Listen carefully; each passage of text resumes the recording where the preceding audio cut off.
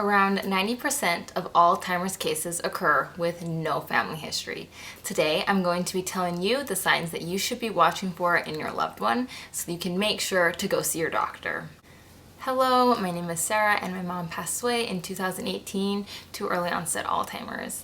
She started showing symptoms when she was 49 years old, and we did not officially see her diagnosis in her MRI until the year she passed away. Meaning Alzheimer's is extremely hard sometimes to diagnose, and it takes a long time to diagnose. Today I'm going to be sharing with you examples from what we saw in her and hopefully help you if you are struggling with your loved one. The first sign is memory loss that disrupts daily life. Difficulty driving, not stopping at stop signs, not understanding the speed limit, not knowing where they're going, difficulty with people's names, forgetting to pay bills, showing up to appointments on random days. My mom would be going to her hair appointment on random days and just show up, and her hairstylist was like, "You don't have an appointment today. You were here like last week." Number two is language difficulty. People with Alzheimer's, when you talk to them, it just kind of seems like they're lost in the conversation. Their sentences are going to be jumbled. They're not going to be quite understanding what's going on. They're not able to follow conversation well. They just kind of don't seem like themselves. Oftentimes when someone has Alzheimer's or are starting to develop signs of Alzheimer's, they just kind of look dazed when you're talking to them. Like they're trying to keep the conversation going, but they have kind of no idea what you're talking about. Number three is difficulty completing familiar tasks. I often see this with them falling behind at work. Often they'll start getting bad reviews at work. They will start having their bosses complain that they're not doing projects, that they're not following through with projects. We noticed this in my mom when my mom has been a teacher my entire life, and she calls me one day and she's like, "Sarah, I don't know how to do my grades." Now mind you, she's always been a teacher as long as I can remember, and she's been doing grades every year of her life.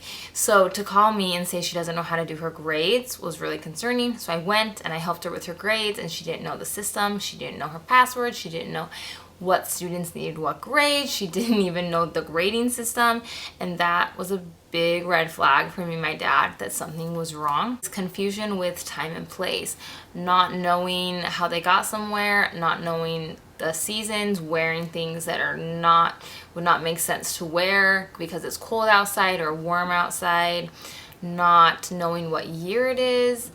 My mom really got confused with what day of the week it was and what time it was. One time she drove herself to the gym and she comes home and tells my sister, like, "Your dad wasn't at the gym, he stood me up," and she was very upset and aggravated. But it was 10 in the morning and my dad was at work, and they go to the gym every day at 4 o'clock. So she just thought it was 4 o'clock, went to the gym, and was very upset that he was not there. Number five is change in personality, and this is a big one to look for. My mom has been a social butterfly my whole life, and all of a sudden she was completely withdrawn and would not want to deal with social situations and get extremely overwhelmed in social situations.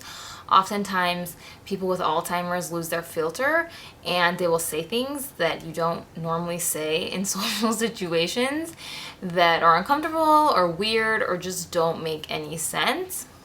They get extremely overstimulated. They don't really know how to carry on a conversation with those around them.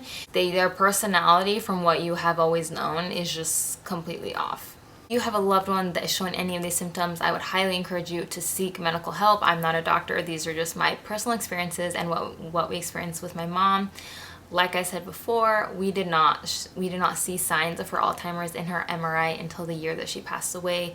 So oftentimes it can take a long time and it's a long process. So make sure that you are being an advocate for the one you love and that you are there for them, because oftentimes, especially with memory loss, they cannot be there for themselves. If you have a loved one with Alzheimer's and are struggling with ideas about what to do with them during the day, I will link my video right here about activities that you can do with someone at home that are easy, and I guarantee you already have this stuff in your home. Thank you so much for being here. I'll see you next time.